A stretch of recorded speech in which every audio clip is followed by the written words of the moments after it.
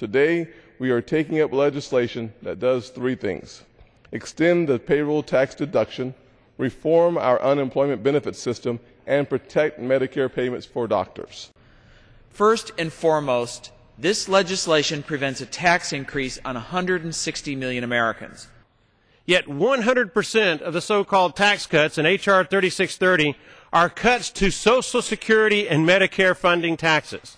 In other words, Washington politicians use the phrase payroll tax because they know using the more accurate phrase Social Security tax would cause American voters to rise up to protect our Social Security and Medicare system. The Congressional Budget Office report confirms that every penny of so-called tax cut must be paid back with interest. Now, where I come from, if you're giving money that you have to pay back with interest, that is called a loan. As a conservative, I look at the agreement and see some very big wins. Chief among them are the most significant reforms to the federal unemployment program since it was created in the 1930s. While extending unemployment benefits through the end of the year, this agreement creates a national job search standard for the first time, covering benefits from beginning to end, and requires every unemployed American to look for a job if they receive unemployment benefits. While I'm pleased that we've come to a compromise to extend unemployment insurance, I remain deeply concerned that this bill reduces benefits from 99 weeks to as little as 73 weeks through December.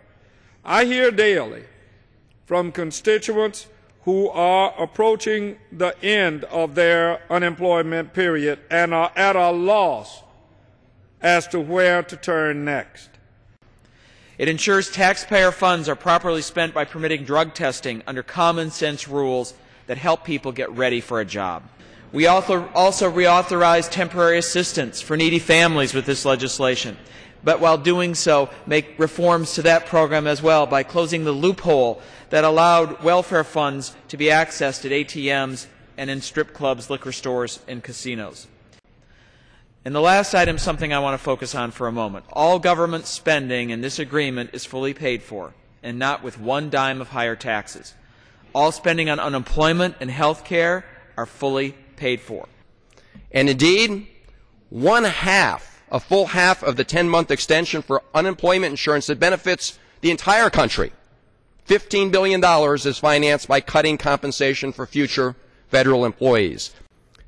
While no current employees are impacted by this bill, it does cut compensation for future employees hired starting in January 2013. And that will, as Mr. Hoyer said, it will make it much more difficult for us to attract the federal employees we need to do our national work together as part of our federal service. We've also protected seniors' ability to see their doctors with an SGR fix through the end of the year. The SGR fix is being paid for with critical health care dollars.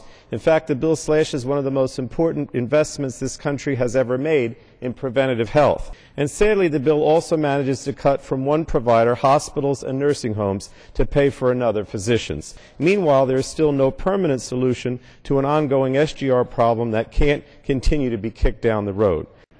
The underlying piece of this legislation frees up spectrum that will generate hundreds of thousands of jobs as 4G is built out. They need spectrum to build out 4G. And in the process will generate $15 billion from the private sector into the government by auctioning off this spectrum to help pay for the middle class tax cut and pay for unemployment extension and the doc fix. And in addition to doing that, the Republican House, in concert with our colleagues across the aisle and across the chambers, have come together to finally take care of our public safety officials who, on that terrible day in September of 2011, discovered that their devices did not communicate well with each other, if at all. So finally, we have come together to create an interoperable public safety broadband network that they can operate on wherever they are, wherever disaster may strike, and they'll be able to communicate with each other.